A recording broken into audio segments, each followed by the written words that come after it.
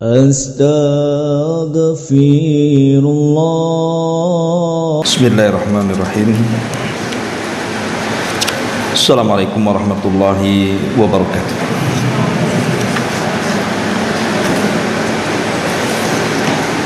Alhamdulillah wassalatu wassalamu ala Rasulillah wa ala alihi wa sahbihi wa mawalah wa la hawla wa la quwata illa billahi wa ba'd. Alhamdulillah, di pagi menjelang siang ini kembali kita bisa duduk untuk bertalabul ilmi, dan kita masih melanjutkan kajian kita membahas kitab 175 Jalan Menuju Surga Allah Subhanahu wa Ta'ala, dan kita masuk pada poin ke-7. Malaikat yang ditugaskan untuk mengawalnya akan mengucapkan amin.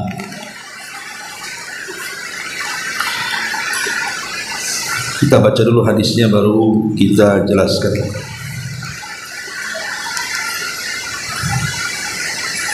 Ma'asyiral muslimat yang dimuliakan Allah Subhanahu wa Ta'ala,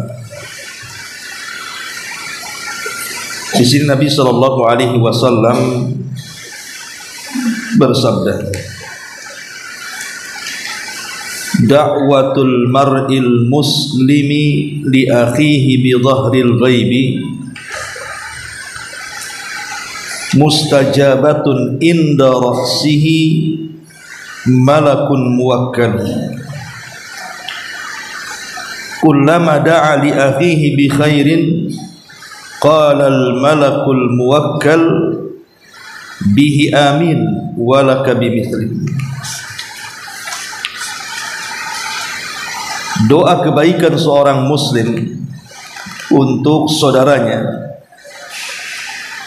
pada saat ketidakhadirannya adalah mustajab alias terkabul. Di atas kepalanya ada malaikat yang ditugaskan untuk mengawalnya. Setiap kali dia berdoa kebaikan untuk saudaranya, maka malaikat itu akan mengucapkan amin dan semoga kamu mendapatkan yang semisalnya. Kalimat bidhahril ghaib artinya pada saat dia tidak tahu. Di antara perkataan yang paling mengena dalam menjelaskan hadis yang agung ini adalah, sungguh ada seorang salaf yang berkata, dahulu ketika kami ingin agar doa kami terkabulkan, kami berdoa kebaikan untuk saudara-saudara kami pada saat mereka tidak ada. Hal itu bisa dengan mengucapkan sebagai contoh saja, ya Allah berikanlah rizki kepadaku dan kepada saudaraku si fulan, dan contoh-contoh yang lain. Ma'asyiral muslimat yang dimuliakan Allah Subhanahu wa Ta'ala, lalu apa kaitan bab ini dengan 175 jalan menuju surga? Artinya kalau kita mendoakan kebaikan kepada diri kita dan juga saudara kita dengan perkara-perkara yang terkait dengan surga, maka Allah Subhanahu wa Ta'ala akan mengabulkan doa kita kepada saudara kita, dan kita juga mendapatkan hal yang sama dari doa yang kita panjatkan kepada saudara kita tanpa sepengetahuannya. Ma'asyiral muslimat yang dimuliakan Allah Subhanahu wa Ta'ala, ada beberapa riwayat yang menguatkan riwayat ini. Di antaranya adalah hadis dari Ummu Darda radhiyallahu anha kepada suami dari putrinya Darda, namanya Abdullah ibn Safwan. Jadi Abdullah ibn Safwan radhiyallahu anhu ini pernah berkata, qadimtu Syam fa ataitu Aba Darda. Aku pernah datang ke negeri Syam dan aku berjumpa dengan Abu Darda di rumahnya. Falam ajidhu wa wajadtu Umma Darda. Tetapi masalahnya ketika sampai di Syam, aku tidak mendapatkan Abu Darda, yang ada istrinya Ummu Darda. Faqalat, maka Ummu Darda mengatakan, aturidul hajja hadzal am? Maukah engkau melaksanakan haji tahun ini? Jadi Ummu Darda ngomong kepada Abdullah ibn Safwan, suami daripada putrinya. Maka Abdullah ibn Safwan mengatakan, tentu wahai Ummu Darda. Maka Ummu Darda mengatakan, kalau begitu fad'ullaha lana bi khair. Jangan lupa sesampainya engkau di kota Mekah, doakan untuk kami kebaikan. Fa inna Nabiy sallallahu alaihi wasallam yaqul, karena Nabi sallallahu alaihi wasallam bersabda, da'watul mar'il muslim li akhihi bi dhahril ghaibi mustajabatun inda ra'sihi malakun muwakkal. Doa kebaikan seorang muslim untuk saudaranya pada saat ketidakhadirannya adalah mustajab. Di atas kepalanya ada malaikat yang ditugaskan untuk mengawalnya. Kullama da'a li akhihi bi khairin qala al malakul muwakkal bihi amin walaka bimithli. Setiap kali dia berdoa kebaikan untuk saudaranya, maka malaikat itu akan mengucapkan amin dan mengatakan, semoga engkau mendapatkan hal yang semisalnya. Artinya termasuk kebiasaan para salaf meminta doa kepada saudaranya. Jadi kalau ada saudara kita hendak pergi umroh, hendak pergi haji, minta doanya. Minta doa dia saat sampai di kota Mekah, karena di sana kan banyak waktu-waktu dan tempat-tempat mustajab. Seperti yang dilakukan siapa? Ummu Darda minta kepada suami dari puterinya ini agar mendoakan kebaikan sesampainya dia di Mekah. Kemudian Ummu Darda berdalil dengan hadis ini. Kemudian juga yang menguatkan hadis ini adalah hadis Aisyah Ummul Mukminin radhiyallahu anha. Aisyah mengatakan, lamma ra'aitu min Rasulillah sallallahu alaihi wasallam thayyiba nafsi. Aku kalau melihat Nabi sallallahu alaihi wasallam sedang senang hati, qultu, ku katakan, ya Rasulullah, ud'ullaha li. Rasul, berdoalah kebaikan untukku. Maka Nabi sallallahu alaihi wasallam mengatakan, Allahumma ighfir li Aisyah ma taqaddama min dzambiha wa ma ta'akhkhar. Ya Allah, ampunilah untuk istriku Aisyah dosa-dosa yang telah berlalu dan yang akan datang. Kemudian Aisyah radhiyallahu anha tersenyum. Fadhahikat hatta saqata ra'suha fi hijri Nabi sallallahu alaihi wasallam. Beliau pun tertawa sampai kepalanya kemudian dijatuhkan ke pangkuan Nabi sallallahu alaihi wasallam. Maka Nabi SAW mengatakan kepada Aisyah, ayasurruki du'ai, wahai Aisyah, apakah kau senang dengan doaku? Maka Aisyah radhiyallahu anha mengatakan, wa mali la yasurruni du'aaka ya Rasulullah. Kata Aisyah radhiyallahu anha, bagaimana aku tidak senang dengan doamu wahai Rasul? Maka Nabi SAW mengatakan, innahu la du'ai li ummati fi kulli salatin. Doa itu juga aku sampaikan untuk umatku dalam setiap salat. Lihat bagaimana Aisyah radhiyallahu anha meminta doa. Jadi meminta doa kepada orang lain kemudian orang itu mendoakan kebaikan kepada kita, itu termasuk juga dari sunnah Nabi sallallahu alaihi wasallam. Karena di antara keistimewaannya, apabila saudara kita berdoa kebaikan kepada kita, maka itu salah satu mustajab doa. Salah satu mustajab doa. Kenapa doa-doa kita ini mudah dikabulkan? Salah satunya adalah ketika ada orang yang berdoa tanpa sepengetahuan orang yang didoakan. Itu sangat mustajab.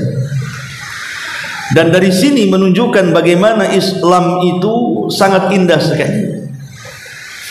Sangat indah sekali mengajarkan kepada kita kesempurnaan akhlak. Di antaranya adalah mencintai saudaranya sebagaimana mencintai dirinya sendiri.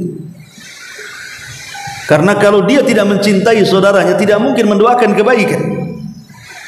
Maka ketika dia mencintai saudaranya sebagaimana dia mencintai dirinya, makanya dia mendoakan kebaikan kepada saudaranya tanpa sepengetahuannya. Dan sebagai imbalannya, malaikat akan datang kepada kita dan mengatakan walaka bimithli, maka engkau akan mendapatkan hal yang serupa sebagaimana engkau berdoa kepada saudara. Jadi kalau seandainya ada tetangga kita ini mungkin kurang ekonomi, susah pekerjaan, kemudian selepas sholat kita mengatakan ya Allah berikan rezeki kepadaku dan kepada tetangga, maka malaikat akan datang semisal itu engkau yang akan dapat. Atau mungkin tetangga kita sedang sakit dan kita katakan ya Allah sembuhkan penyakitku dan penyakit tetangga, maka malaikat akan datang, engkau juga semoga disembuhkan penyakitmu. Pokoknya setiap doa kebaikan maka malaikat akan mengatakan kepada kita seperti itulah engkau akan dapat. Jadi nggak ada ruginya sebenarnya. Kalau seandainya kita mendoakan kebaikan kepada saudara kita, itu tidak ada ruginya, karena sama dengan mendoakan kepada diri kita sendiri. Tetapi jangan lupa bahwa di antara adab doa itu adalah doakan diri sendiri dulu baru orang lain, itu maksudnya. Umpamanya anak kita nakal, anak tetangga juga nakal, maka kita akan ya Allah jadikan anakku anak yang soleh dan anak tetanggaku, itu maksudnya. Jadi doakan kita dulu baru orang lain. Ma'asyiral muslimat yang dimuliakan Allah Subhanahu wa taala, banyak faedah yang kita bisa petik dari hadis ini. Yang pertama, faedahnya adalah disebutkan oleh para ulama di antara fawaid atau faedah-faedah hadis ini, anna du'a bi dhahril ghaibi yadullu dilalatan wadihatan ala sidqil iman. Bahwa ketika kita mendoakan saudara kita tanpa sepengetahuannya, itu menunjukkan dalil yang sangat jelas tentang kejujuran iman kita. Karena Nabi sallallahu alaihi wasallam mengatakan la yu'minu ahadukum hatta yuhibba li akhihi ma yuhibbu li nafsihi.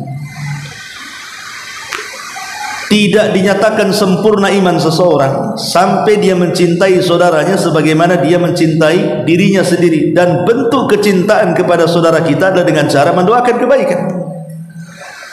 Ini yang pertama. Yang kedua, mendoakan saudara kita tanpa sepengetahuannya itu tidak menimbulkan ketersinggungan. Karena belum tentu kita mendoakan saudara kita itu senang saudara kita yang kita doakan kalau dia tahu. Umpamanya kita katakan saudara kita ini belum dapat hidayah sunnah, kemudian kita katakan sebenarnya saya setiap hari mendoakan anti loh supaya rajin sholat. Kalau bisa aja tersinggung dia diomongin begitu kan. Kalau sampai tahu dia. Tapi ketika kita mendoakan tanpa sepengetahuannya kan tidak tersinggung dia. Artinya di sini Islam mengajarkan bagaimana ada cara yang lebih halus untuk mendoakan saudara kita tanpa harus ada ketersinggungan dari orang yang kita doakan.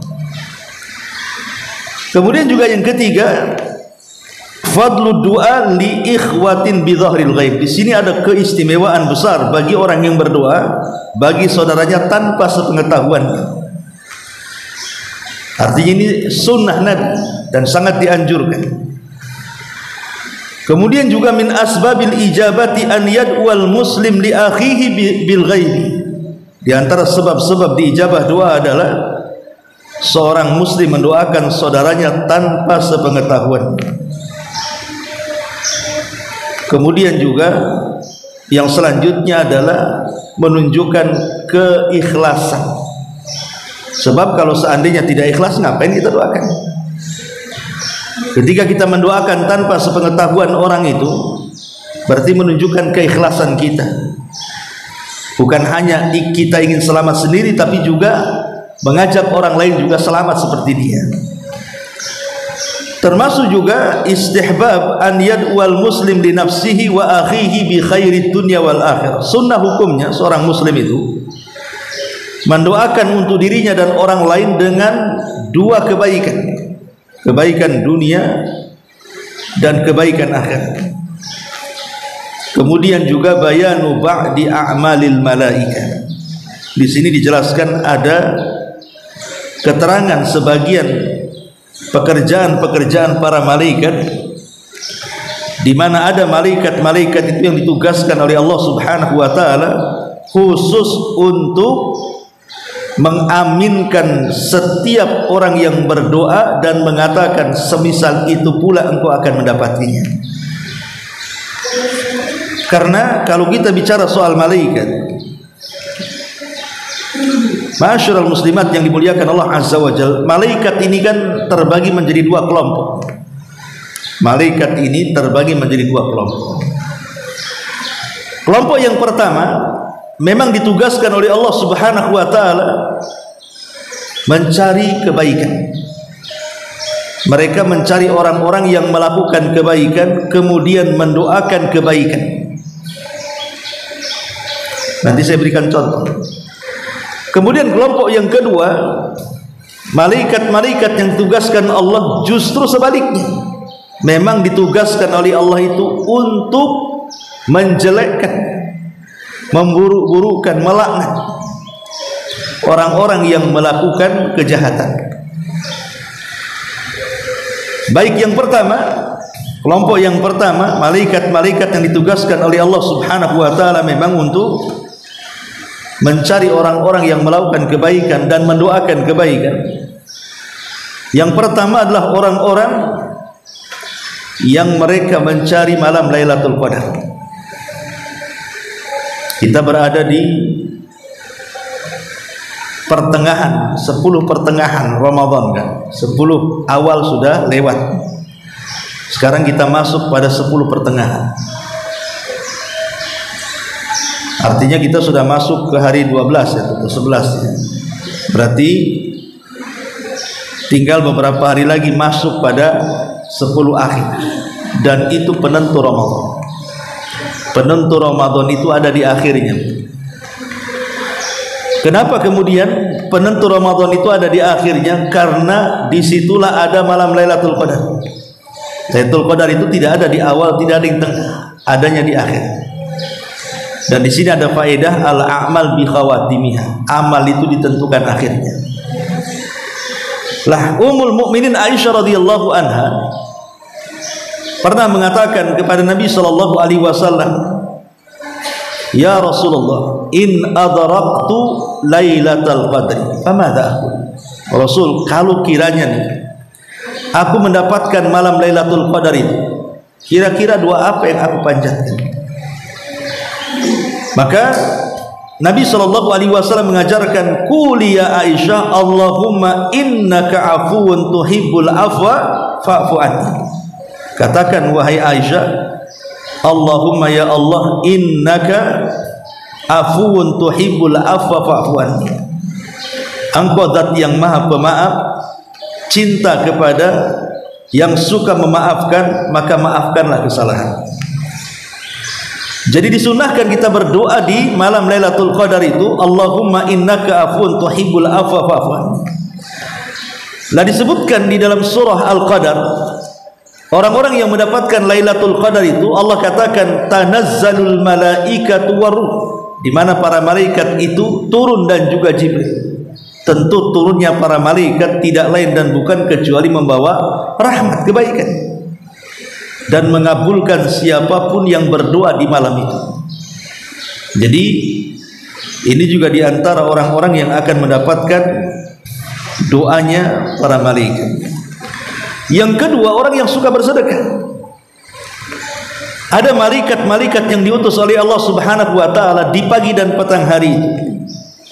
Di antaranya adalah malaikat-malaikat yang mendoakan kepada orang-orang yang bersedekah. Kata Nabi sallallahu alaihi wasallam, "Ma min yaumin yusbihul ibadu fihi illa malakani yanzilani fayaqulu ahaduhuma Allahumma a'ti munfiqan khalafa wa yaqulul akhar Allahumma a'ti mumsikan talafa." Tidaklah seorang hamba di pagi hari kecuali Allah utus dua malaikat. Yang satu mengatakan, ya Allah berikanlah kepada orang yang suka berinfak ganti yang lebih banyak. Ya Allah, yang lainnya mengatakan, ya Allah tahanlah rizkimu kepada siapapun yang mereka menahan hartanya. Dari sini menunjukkan bahwa ada malaikat-malaikat di pagi hari itu mendoakan kebaikan kepada kita, mendoakan rizki. Ya, ini juga diantara kalau kita ingin ditambah rizki kita adalah bersedekah di pagi hari. Kemudian yang ketiga, ketika mendengar suara kokokan ayam. Nabi SAW mengatakan, "Idza sami'tum siyahad diyaki fas'alullaha min fadli." Kalau kalian mendengar suara kokokan ayam di pagi hari, jam 3, jam 4 subuh gitu ya, tiba-tiba kok ayam pula berkokok, maka Rasul mengatakan, mintalah kepada Allah dari karunia-Nya. Fa innaha ra'at malakan, karena ayam-ayam itu melihat malaikat. Melihat malaikat. Kita disuruh berdoa kepada Allah Azza wa Jalla dengan doa kebaikan, karena di situ ada malaikat yang turun dan akan mengabulkan setiap doa-doa kita. Kemudian juga orang yang mengaminkan saat imam membaca surah Al-Fatihah. Kalau ibu sholat berjamaah kan imam mengucapkan ghairil maghdubi alaihim waladhdallin, maka kemudian kita mengatakan amin, maka siapapun yang amin kita bertepatan dengan aminnya para malaikat, maka dosa-dosa kita akan diampuni. Jadi lihat bagaimana di sini ada orang-orang yang mendapatkan kebaikan dari doanya para malaikat, termasuk juga orang yang mengajarkan kebaikan. Walaupun ibu ngajari anak-anak Iqra umpamanya kan, atau orang-orang awam yang ibu ajari Al-Quran, atau orang-orang yang tidak sholat ibu ajak sholat, itu disebut muallimin nas al-khair namanya, mengajarkan manusia kepada kebaikan. Nabi SAW mengatakan, innallaha wa malaikatahu wa ahlas samawati wal ard hatta namlata fi juhriha wa hatta al-hud la yusalluna ala muallimin nas al-khair. Sesungguhnya Allah dan para malaikatnya, bahkan seluruh penduduk langit dan bumi, sampai kepada semut di lubangnya dan juga ikan-ikan di lautannya, mereka mendoakan kebaikan kepada para pengajar manusia kepada kebaikan. Jadi malaikat juga mendoakan kepada orang-orang yang mengajarkan kebaikan. Termasuk juga orang-orang yang sahur. Nah, sekarang Ramadan, ibu pasti sahur kan itu. Maka Nabi SAW mengatakan, innallaha ta'ala wa malaikatahu yusalluna alal mutasahir. Sesungguhnya Allah dan para malaikatnya, mereka bersalawat kepada orang-orang yang makan sahur. Jadi kalau ibu bangun di sepertiga malam akhir membangunkan keluarga, kemudian ibu sahur, diniatkan sunnah Nabi SAW, maka selama ibu memasak sahur dan makan sahur itu mendapatkan doanya para malaikat. Termasuk juga orang yang mengunjungi orang sakit. Bahkan ini luar biasa.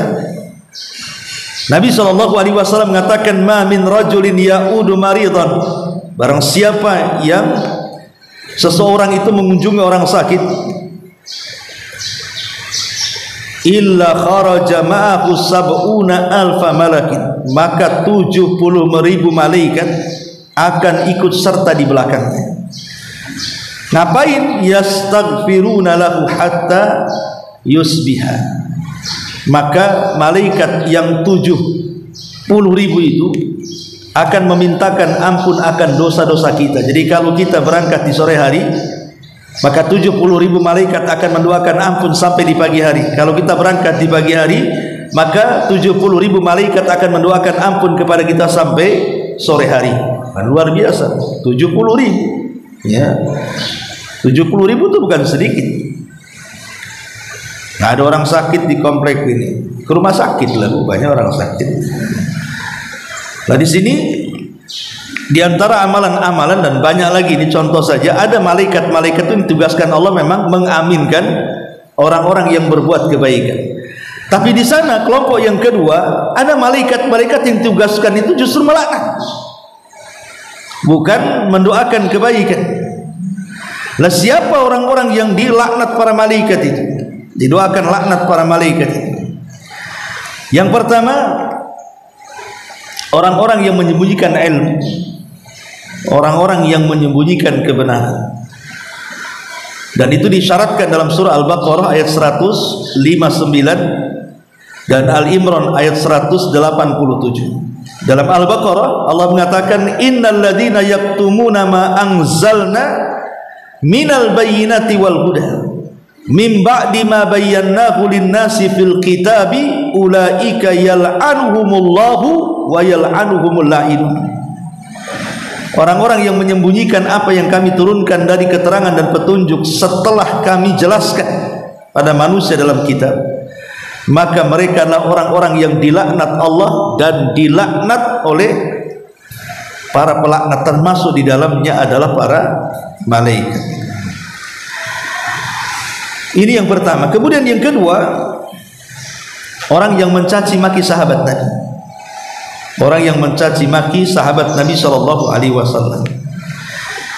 Kata Nabi SAW dalam sebuah hadis, di mana Rasul mengatakan, man sabba ashabi fa alaihi laknatullah wal malaikah wan nasi ajmain. Siapapun yang mencaci sahabat-sahabatku, maka dia akan mendapatkan laknat Allah, laknat para malaikat, dan laknat seluruh manusia. Seperti orang-orang Syiah itu yang suka melaknat Abu Bakar, melaknat Umar dan sahabat-sahabat yang lainnya, maka setiap hari malaikat melaknat dia juga. Naudzubillah. Kemudian juga yang ketiga di antaranya adalah orang-orang yang melindungi kejahatan. Orang-orang yang melindungi kejahatan. Maka hati-hati kalau ibu jadi lawyer atau punya saudara lawyer, pengacara gitu kan. Kadang-kadang ada lawyer pengacara itu, dia sudah tahu kliennya salah, kliennya jahat, zalim gitu ya. Kadang-kadang dia berusaha untuk berbuat zalim, memenangkan kasusnya. Dia tahu dia salah kan gitu. Ya, lawyer kan tahu mana salah mana benar dengan pengetahuan ilmu dia kan. Maka Nabi SAW mengatakan, man ahdatha hadathan fa alaihi laknatullah wal malaika wan nasi ajmain. Siapapun yang melindungi kejahatan, orang yang melakukan kejahatan, dalam riwayat awam muhditsan gitu, maka dia akan mendapatkan laknat Allah, malaikat, dan juga manusia secara keseluruhan. Termasuk juga orang yang mengancam dengan senjata. Orang yang mengancam, namanya ada orang ngancam orang dengan pisau, dengan golok, dengan apa gitu kan. Awas kubunuh kamu. Ngancam aja sebenarnya. Tapi lihat bagaimana dampaknya. Nabi SAW sampai mengatakan, man asyara li akhihi bihadidatin fa innal malaikata tal'anhu. Siapapun yang mengisyaratkan kepada saudaranya dengan sebuah besi, dengan senjata, maka selama itu malaikat akan melaknatnya sampai diletakkan senjatanya. Maka ini juga termasuk orang-orang yang didatangkan malaikat dan malaikat melaknatnya. Termasuk juga orang-orang yang seorang istri yang menolak ajakan suaminya. Dan itu disebutkan dalam hadis Nabi sallallahu alaihi wasallam, "Idza da'a ar-rajulu imra'atahu fa'abat la'anathal malaika hatta tusbih." Apabila seorang suami mengajak istrinya untuk berhubungan kok ditolak sampai suaminya marah, maka istri tersebut akan dilaknat malaikat sampai di waktu subuh. Termasuk juga orang-orang yang mereka menasabkan kepada yang bukan nasabnya, ngaku-ngaku gitu ya. Maka disebutkan manidda ila ghairi abi fa alaihi laknatullah. Siapapun yang mengklaim kepada yang bukan bapaknya, maka dia mendapatkan laknat Allah azza wa jalla. Namanya ada anak angkat, tahu bapaknya si A, tapi karena malu bapaknya si A, sementara si B ini bapak angkatnya lebih kaya, dia nggak ngakui bapaknya, ngakui pula bapak yang lain. Maka yang seperti ini dilaknat malaikat ya. Termasuk juga disebutkan oleh para ulama juga orang-orang yang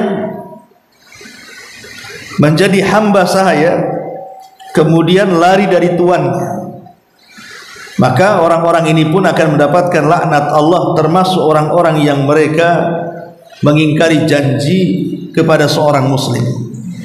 Kata Nabi sallallahu alaihi wasallam dalam sebuah hadis, dimmatul muslimina wahidah, faman akhfara musliman fa alaihi laknatullah wal malaika wan nasi ajmain. Bahwa perlindungan seluruh kaum muslimin itu cukup dengan satu orang. Kalau satu orang melindungi, maka semua harus melindungi. Maka barang siapa yang kemudian berkhianat kepada seorang muslim, maka dia akan mendapatkan laknat Allah dan juga laknat para malaikat. Dan banyak lagi, ini diantara contoh-contohnya. Lah, salah satunya adalah hadis yang kita bahas ini. Jadi hadis yang kita bahas ini adalah malaikat-malaikat yang ditugaskan oleh Allah Subhanahu wa taala untuk mendoakan kebaikan. Di mana kalau ada seseorang kemudian mendoakan kebaikan kepada orang lain tanpa sepengetahuannya, maka Allah akan utus malaikat kemudian mengaminkan doanya, kemudian mengatakan, dan engkau juga akan mendapatkan hal yang serupa yang engkau doakan kepada orang lain. Dan ingat, sudah saya jelaskan, kalau kita mendoakan kebaikan kepada seorang muslim, maka kita mendapat, selain kita mendapatkan doa kita persis apa yang kita doakan dan diaminkan para malaikat, kita dapat pahala satu. Bayangkan seandainya kemudian yang kita doakan itu bukan satu orang, yang kita doakan itu umpamanya satu kota Batam, kita umumkanlah doanya kan gitu. Ya Allah, semoga orang-orang Islam yang ada di kota Batam itu dilancarkan rezekinya. Maka berapa malaikat yang akan datang kan, karena setiap satu orang diwakili satu malaikat kan. Lalu kalau umpamanya 1000 yang kita doakan, 1000 malaikat pula mendoakan kita. Ini kan keistimewaan yang luar biasa sebenarnya ya, tetapi jarang pula kita mendoakan orang lain, apalagi orang-orang yang pernah menyakiti kita mau doakan kebaikan, yang ada 2 kecelakaan pula kita doakan, mudah-mudahan hancur usahanya kan. Nah, ini diantara keistimewaan mendoakan kebaikan. Kemudian juga faedah yang lain yang luar biasa juga dalam hadis ini adalah, di sini ada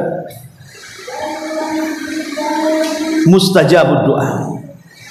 Bagaimana supaya doa kita ini dikabulkan oleh Allah Subhanahu wa taala.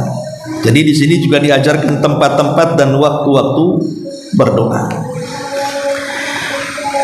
Di antaranya adalah berdoa ketika saudara kita tidak tahu. Maka ini di antara mustajab doa. Doa yang sangat mustajab. Ya banyak ya waktu-waktu tempat-tempat yang bukan hanya sekedar saat kita berdoa kepada saudara kita dan dia tidak tahu. Di antaranya doa-doa mustajab yang disebutkan para ulama adalah, yang pertama ketika selepas azan dan qomat. Jadi di antara azan dan qomat, ibu kan bisa dengar dari rumah kan suara azan. Bagi yang sholat di rumah ya, kan qomat juga kedengaran, artinya kan wah ini ada waktu nih antara azan dan qomat tidak lama. Nah, di situ waktu yang sangat mustajab. Berdoalah kepada Allah Subhanahu wa taala di waktu azan dan qomat. Kemudian juga di waktu ketika ibu menjelang buka, itu mustajab sekali. Kata Nabi SAW, 3 manusia yang tidak mungkin ditolak doanya. Salah satunya apa? Da'watus shaim inda fitri, doanya orang yang berpuasa saat berbuka. Kenapa? Karena seharian penuh dia beribadah kepada Allah Azza wa Jal, menahan syahwatnya, laparnya, minumannya. Gimana tidak mustajab doa coba ketika dia sedang hendak melaksanakan iftar itu? Maka kesempatan yang luar biasa saat ibu berbuka itu, berdoalah di situ, waktu yang sangat mustajab. Termasuk juga ketika turun hujan, ini juga mustajab doa. Nabi SAW mengatakan ad-du'a'u indan nida wa tahtal matar. Di antara 2 doa yang tidak mungkin ditolak adalah doa saat dikumandangkan azan dan saat turun hujan, karena turun hujan itu membawa rahmat. Termasuk juga pertengahan dan sepertiga malam akhir, di pertengahan malam atau di sepertiga malam akhir. Maka itu juga waktu yang sangat mustajab sekali untuk berdoa. Termasuk di hari Jumat. Di hari Jumat itu di antara 2 khutbah atau selepas asar sebelum maghrib, itu juga mustajab doa. Waktu yang mustajab doa adalah selepas asar di hari Jumat sampai masuk waktu maghrib. Termasuk juga ketika ibu meminum air zam-zam. Umpamanya ibu mendapatkan hadiah dari saudara ibu atau saudari ibu yang pulang umroh atau haji gitu, ngasih air zam-zam itu. Lah saat minum itu bu berdoa tuh.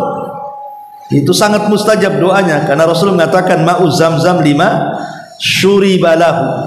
Air zam-zam itu akan mengabulkan siapapun peminumnya. Termasuk juga ketika sujud, dan ini waktu atau tempat yang luar biasa, karena itulah kedekatan kita dengan Allah waktu sujud itu. Terutama ibu sholat sunnah ya, sholat sunnah kan tidak diatur waktunya. Kalau ibu sholat wajib berjamaah kan tergantung imam, tapi kalau ibu sholat sunnah kita bisa panjangkan tuh doa dalam sujud itu. Termasuk juga ketika seseorang ditimpa musibah.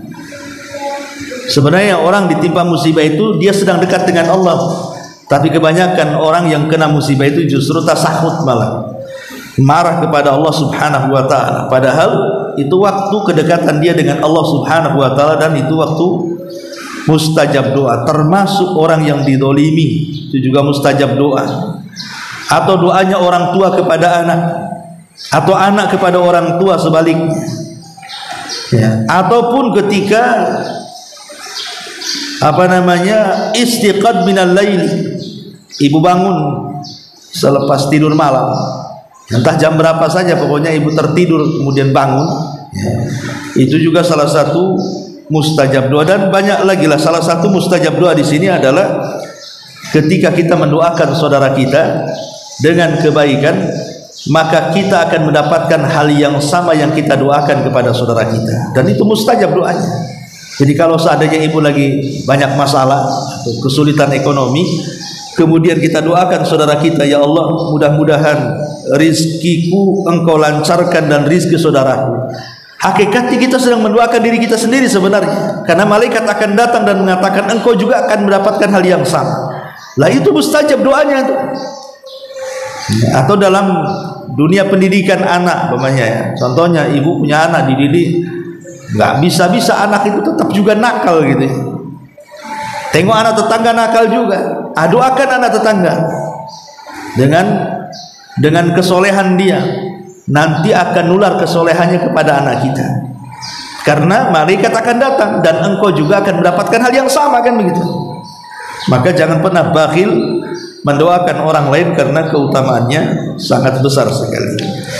Wallahu alam. Ini diantara faedah Poin ketujuh, malaikat yang ditugaskan untuk mengawalnya akan mengucapkan amin. Baik, sampai di sini. Sebelum saya tutup, mari berdoa silakan.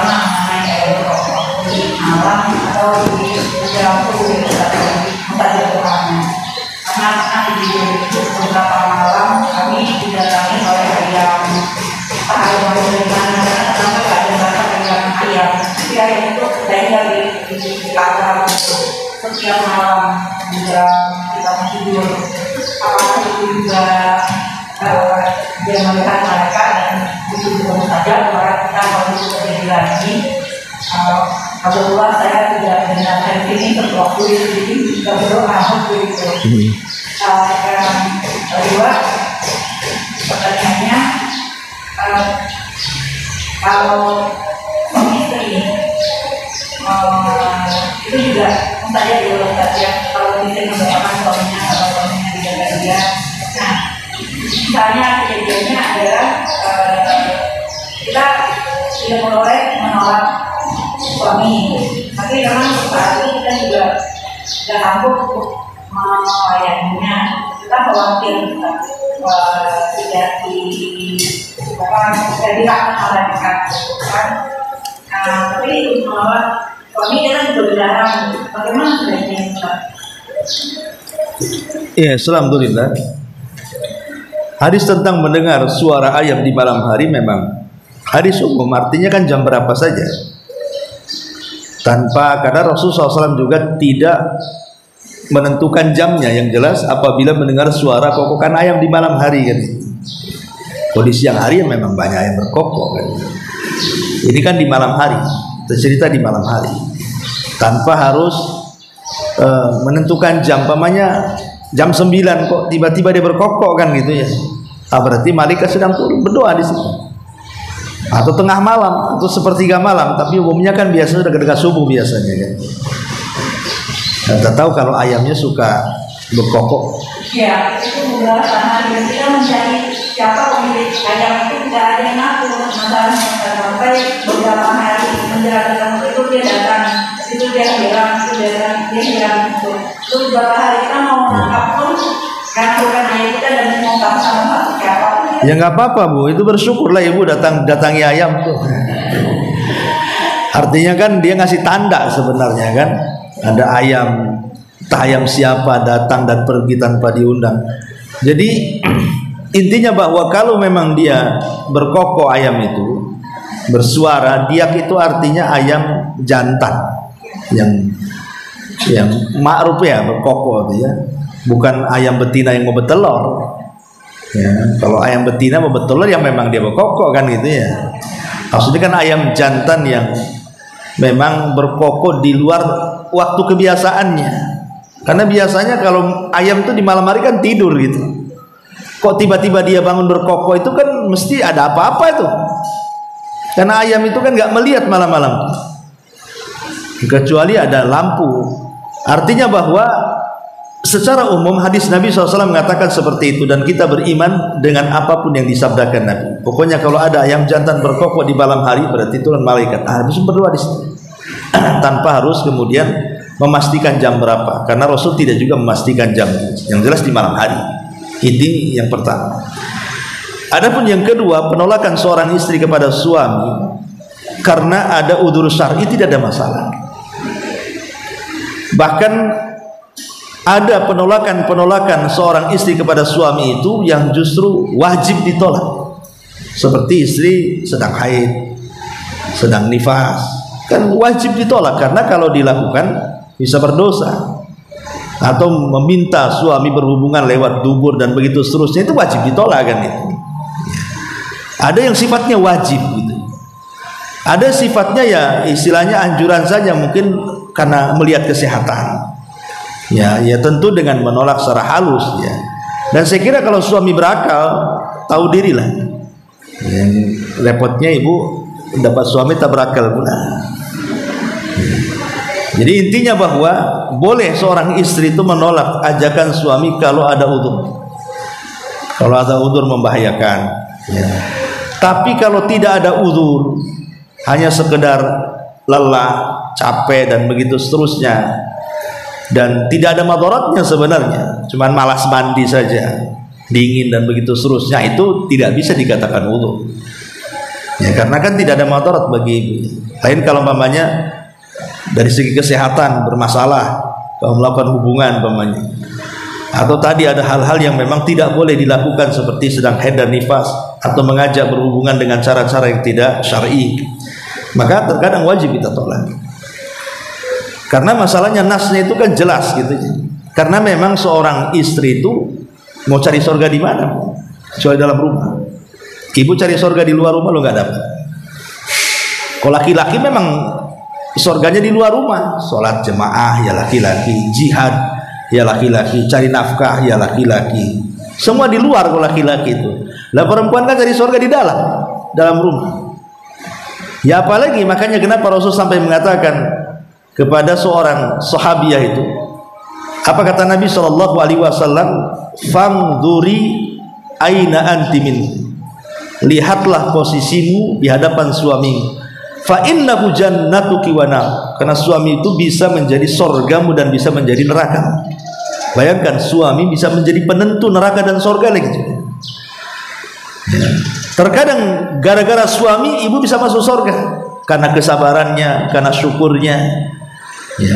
Tapi juga terkadang ibu jadi penghuni neraka karena kurang ajarnya, menolak ajakannya, tidak nurut pada suaminya. Nah itu kan makanya Rasul mengatakan lihat posisimu di antara suami.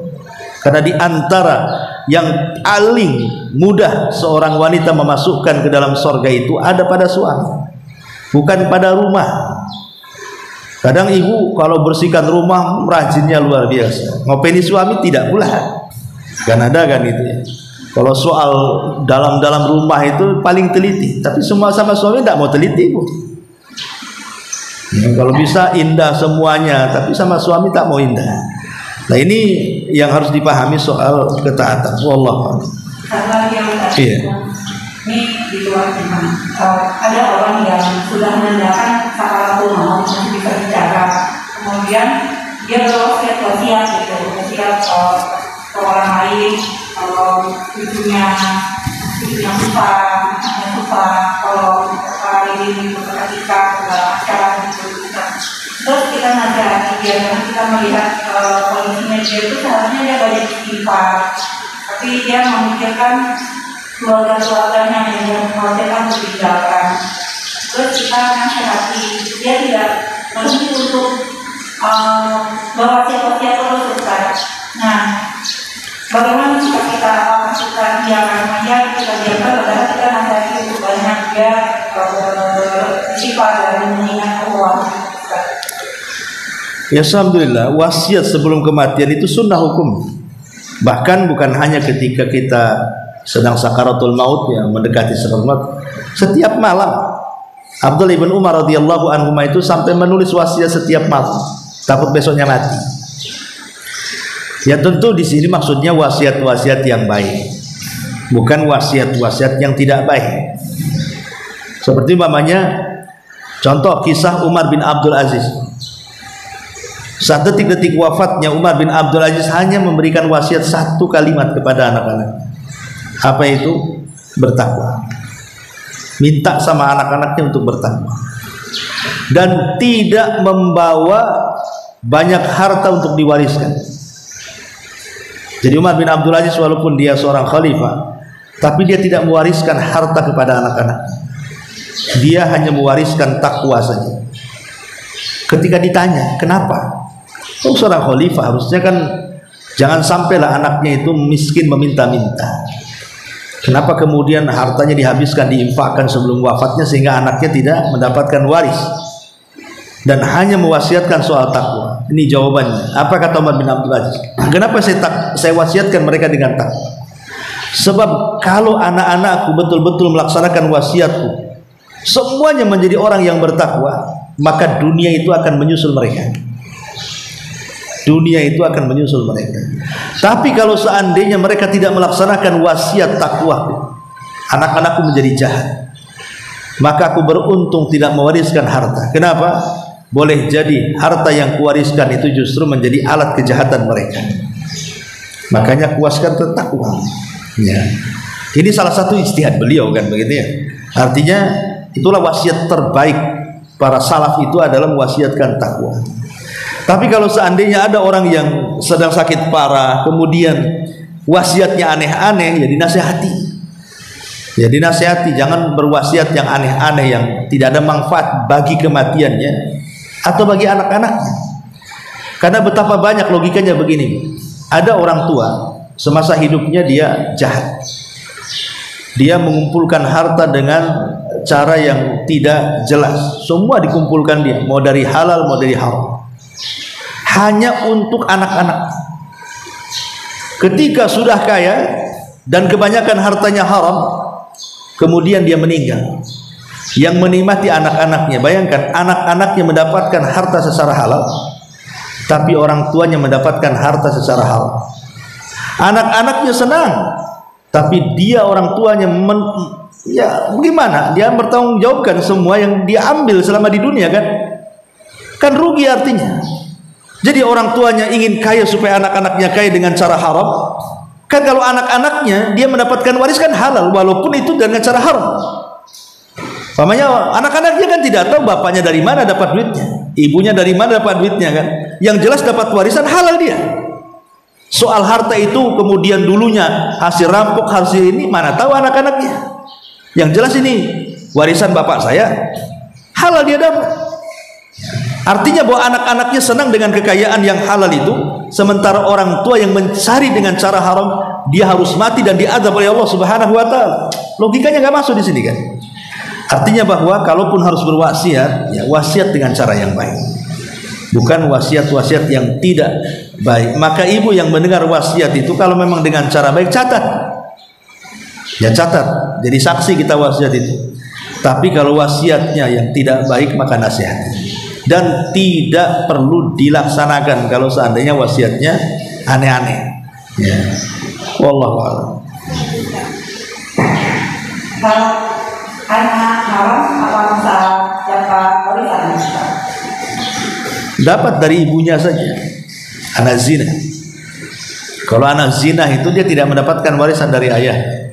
Sekalipun ayahnya menikahi ibu zinahnya.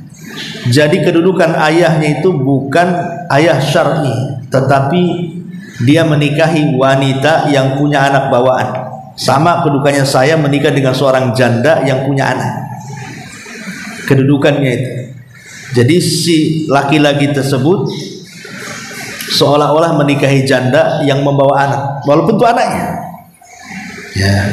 Tentu kalau saya menikahi janda dan dia sudah punya anak, kan anak angkat jatuh, anak bawaan, nggak dapat waris.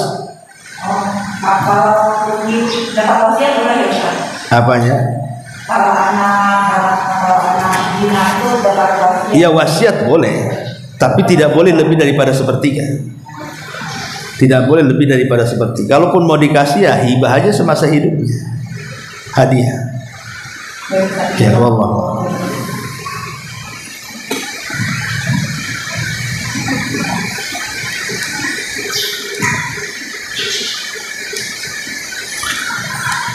Baik, sudah setuju. Mudah-mudahan manfaatnya. Kita tutup dengan doa kafaratul majelis. Subhanallah bihamdika, asyhadu an la ilaha illa anta, astaghfiruka wa atubu ilaik. Assalamualaikum warahmatullahi wabarakatuh.